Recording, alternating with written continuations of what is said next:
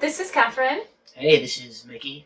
and we are here to give you an update on Voices of Folk Opera. We know you're all wondering what's going on with the folk opera. Before COVID and all that stuff, crazy stuff happened. We had big plans for the album, but the big plans are still happening. We're just doing it a little bit underground, a little bit below the radar. We've been working on it steadily through the entire this whole virus thing. We did have to take a break for a little while, but we did what we could, however we could, and we kept pressing forward as much as we could. And then, as soon as the safety protocols were in place, we went full steam ahead.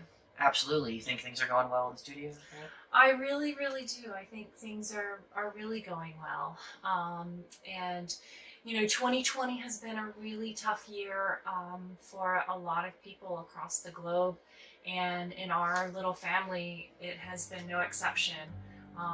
We've lost some people who are very, very dear to us and very dear to our band family and our music family.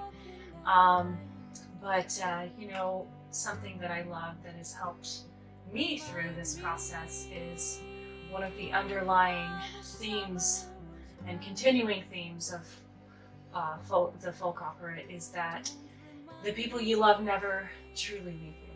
No, of course not. That's so true. So we're in the middle of doing bass tracking, and we're going to have some cool shots that we took of our friend Randy Barnhill, bass extraordinaire, laying down bass parts of the folk opera.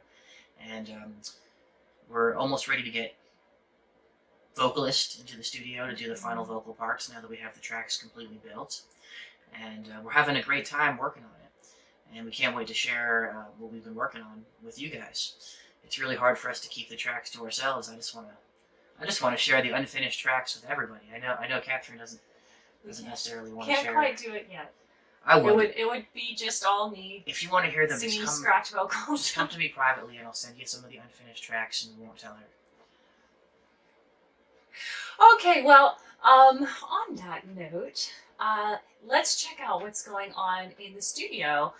We just had Randy Barnhill come lay down some incredibly tasty bass parts for us. So let's go check him out, and we'll see Chris Culp in there too. So, this is different than the bluegrass music that you might have come to expect from me, or different than some of the stuff you might have heard Catherine sing. What's your take on the style of music that we're trying to pull off here? To me, it's a really neat fusion of different styles. Somehow or another, these guys are managing to still keep it under what I would consider a folk idiom.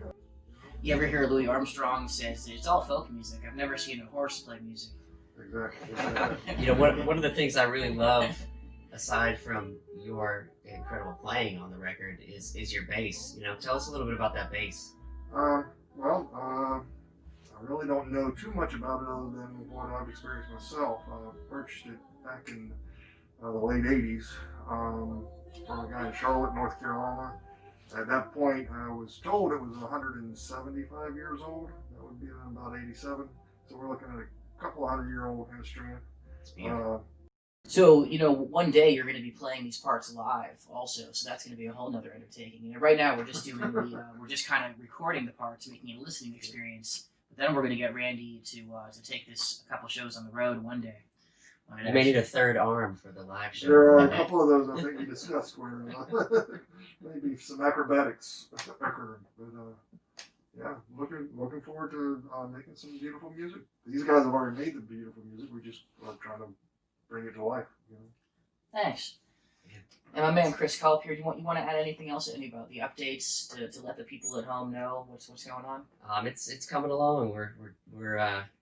We really are, huh? We're getting into the last half of the recording process and close to mixing on some, and we'll be bringing in some vocalists as soon as we can and adding to that whole part of it. But yeah,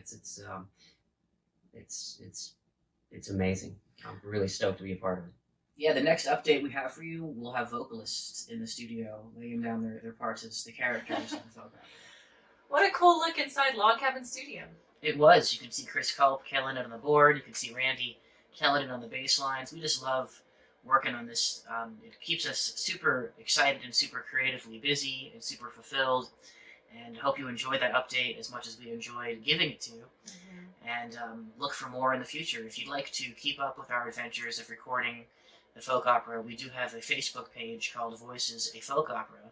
It's separate from the Belle and the Band page. If you already follow Belle and the Band, be sure to check out Voices, a Folk Opera. We post similar content, but different content if you want to keep up with the folk opera. Please visit that and take a look. We cannot wait to share this music with you. So stay tuned.